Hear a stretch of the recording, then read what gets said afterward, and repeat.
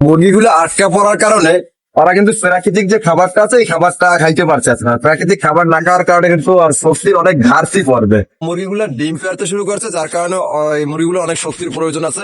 আর দেখা যায় যে ওর যদি শক্তিটা বেশি না থাকে বা খাবারের দিকটা ভালো না হইলে ওরা কিন্তু ডিম পাড়া একবার কমাইয়ে দেবে।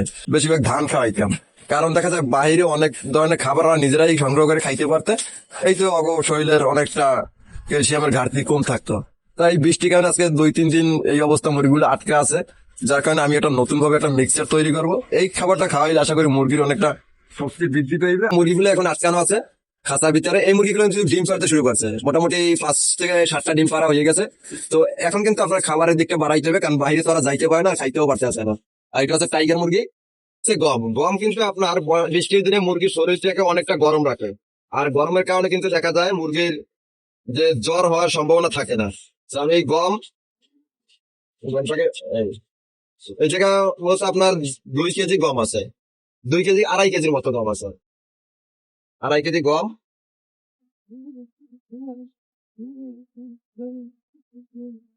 আচ্ছা, ওই যাতে 2.5 কেজি আছে ভুট্টো বাঙ্গা। ভুট্টো বাঙ্গা হয়েছে 2.5 কেজি। মোটামুটি এই যে আপনার মিশাবো, গমের সাথে এক লাগে মিশাবো।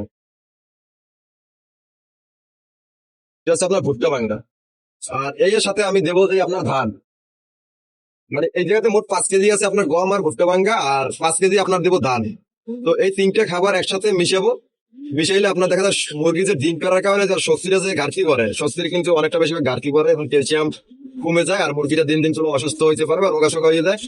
এই কারণে কিন্তু ডিম পাড়াটা কমাইয়ে দেয়। তো এই ডিম পাড়াটা কমাইয়ে দেয়, এই কারণে কিন্তু আপনার আমি কিন্তু এইটা একসাথে মিশিয়ে খাওয়াবো। কারণ যেহেতু আমার মুরগিগুলো সবসময় বাইরে ছাড়া থাকে, আর বাইরে ছাড়া থাকলে আপনার দেখা যায় বিভিন্ন রকম খাবার ওরা খাইতে পারতে, এই খাবারটা আমার দেওয়ার বেশিরভাগ প্রয়োজন হইতো না, মোটামুটি শুধু গম আর ধান দিলেই হয়েছে। কিন্তু এখন কিন্তু এই কারণে কিন্তু আপনার এই বৃষ্টির কারণে কিন্তু আমি এই 3টে খাবার অ্যাডজাস্ট করিয়ে তারপর কিন্তু মুরগি খাওয়াইতেছি। তো আপনারা যারা বাড়িতে এই বর্ষার দিনে মুরগি আজকে পালছে আছেন বা যেভাবে পালছে আছেন, দেখাবো আপনার একটু ভালো ভালো খাবার দেওয়াটা কিন্তু খুব বেশি জরুরি।